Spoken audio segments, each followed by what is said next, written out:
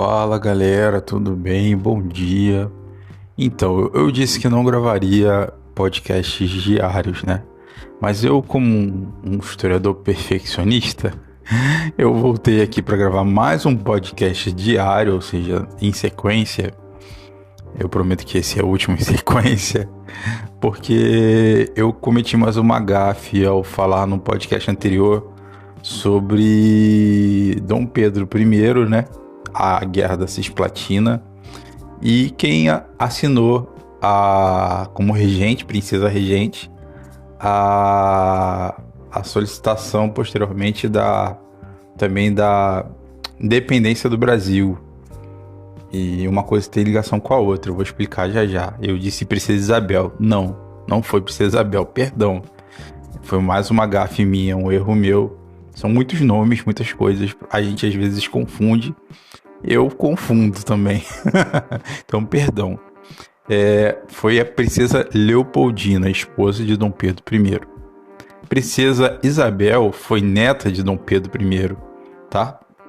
Neta de Dom Pedro I e, consequentemente, neta da princesa Leopoldina, esposa de Dom Pedro I, vindo a ser filha de Dom Pedro II. Tá ok? Então vamos lá. Esse episódio, na verdade, é para falar um pouquinho, então, já que a gente está tocando nesse assunto, né? Sobre o que foi a Guerra da Cisplatina, propriamente dita. Assim, vou falar de forma breve, né? Como é a ideia. Então, já que eu tô tocando nesse assunto, né? Eu quero falar brevemente sobre o que foi a Guerra da Cisplatina. Então vamos lá. O que era a Cisplatina propriamente dita? A Cisplatina era um território que fazia parte do reino do Brasil, Portugal e Algarves. Foi literalmente um país criado nos anos de 1915 por Portugal, que era a união das três regiões, e ela fazia parte do Brasil, tinha sido anexada, né, propriamente ao Brasil naquela época, e sendo que os argentinos queriam reivindicar para eles aquela área, o Reinado da Prata, o Vice-Reinado da Prata, que é também conhecido, tá? Então, devido a isso, houve uma guerra, literalmente uma guerra entre brasileiros, né? Juntamente a Portugal, logicamente, que era um reinado ainda, e os argentinos, que até então não eram propriamente Argentina ainda, tá bom?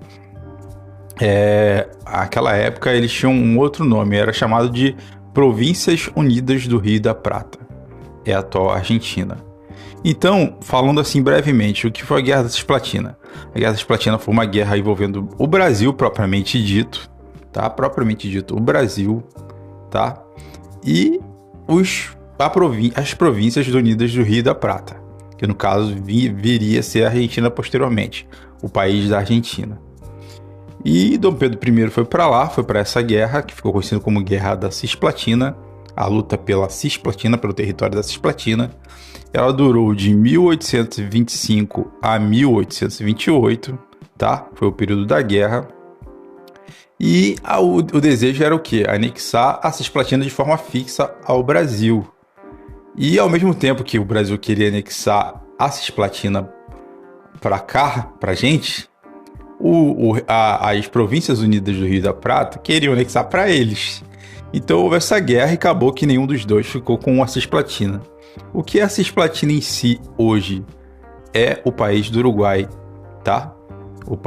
É o território que hoje conhecemos como Uruguai, que de vez em quando está na Copa do Mundo, né?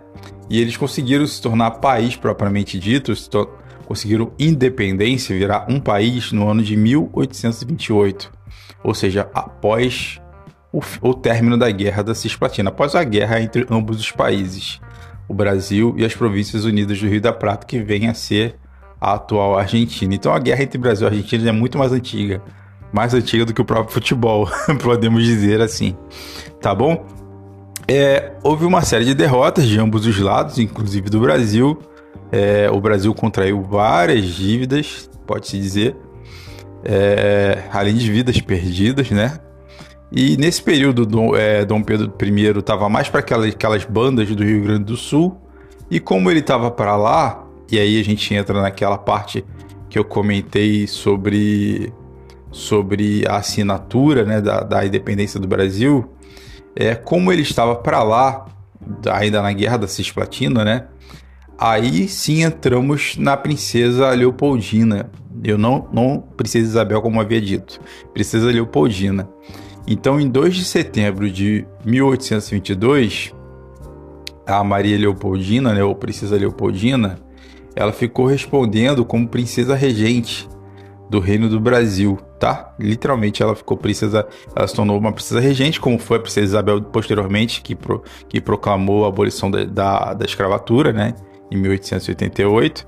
Nesse caso, a avó dela, a Leopoldina, ela ficou como princesa regente do Brasil e conselheira e chefe do Conselho do Estado do Brasil. Isso devido à ausência do esposo dela, Dom Pedro I. Então, por isso, ela assinou o decreto da independência que declarava o Brasil separado de Portugal, tá? Mas como eu comentei, ela assinou o decreto, mas isso ainda levou um tempo. O Brasil não se desligou diretamente de Portugal. Portugal literalmente obrigou o Brasil a pagar dinheiro para que reconhecessem a independência. Ainda houveram guerras na Bahia. Tanto é que os baianos consideram a independência não no dia 7 de setembro, como nós consideramos. Eles têm uma data própria que já passou, até esse ano já. Me fugiu a data exatamente, perdão. Posso buscar isso depois. Então, para os baianos, eles têm uma data própria, porque eles tiveram uma guerra lá, na Bahia. Já depois de Dom Pedro ter proclamado a independência aqui no Brasil, a nível de território brasileiro, vamos dizer assim. Mas os portugueses não queriam sair do Brasil. Houve uma guerra entre brasileiros e soldados portugueses, e os soldados brasileiros da Bahia venceram, tá? Conseguiram expulsar os portugueses. Então eles consideram a independência numa outra data específica para lá, para a Bahia, para o estado da Bahia. Beleza? No caso, província, né? Ainda na época não tinha o título de estado propriamente dito. Tá bom, gente? Então, falando assim brevemente, a Guerra da Cisplatina durou desse período. Isso pode ser questão de Enem, tá? Por isso que eu tô tocando nesse assunto também. O que foi a Guerra da Cisplatina. Então, voltando, fazendo um apanho geral, a Guerra da Cisplatina foi uma guerra ligada ao Brasil, propriamente dito, contra as Províncias Unidas do Rio da Prata, que é o país Argentina atualmente, atual Argentina. E o que era a Cisplatina? É o que hoje nós chamamos de Uruguai, que conseguiu virar literalmente um país, né? Aí obteve independência no ano de 1828 e ficou conhecido como República Oriental do Uruguai, tá ok? E como eu comentei, como essa guerra durou de 1825 a 1822 e a independência do Brasil foi dada em 7 de setembro de 1822, a independência por Dom Pedro I, a Leopoldina, então, que estava regente, porque devido a esse lance da guerra, né, assinou o decreto, ao invés de Dom Pedro I, assinou o decreto declarando a independência do Brasil, separando o Brasil de Portugal, ou seja, nós nos tornaríamos um império independente, né? Nos tornamos, literalmente, um império independente, e esse foi parte do primeiro reinado. Tá bom? Chamado Primeiro Reinado.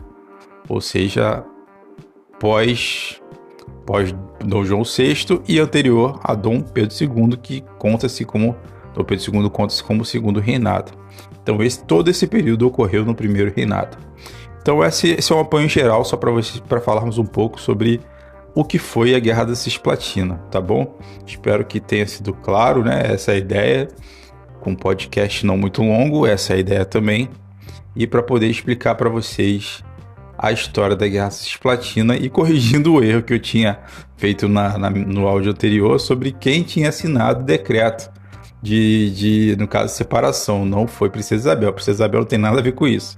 Foi a Princesa Leopoldina, esposa de Dom Pedro I. Tá bom, gente? É isso. Qualquer coisa, fiquem à vontade, deixem suas perguntas. A gente pode gravar um novo podcast com base nas perguntas de vocês. E posteriormente vou trazer mais curiosidades, mais histórias ligadas ao Enem desse ano. Tá bom? Como eu comentei, é bem possível, bem provável que virão semanalmente. Então não terão muitas informações do Enem desse ano, né? Eu já passei os temas para vocês. Vou tentar trazer algumas coisas que podem cair na prova, como essa questão da Guerra Cisplatina que eu falei hoje. Vou tentar trazer Era Vargas, República Populista, se possível Guerra do Paraguai também, tá? Que aí já faz parte do segundo reinado, pós Dom Pedro I, né?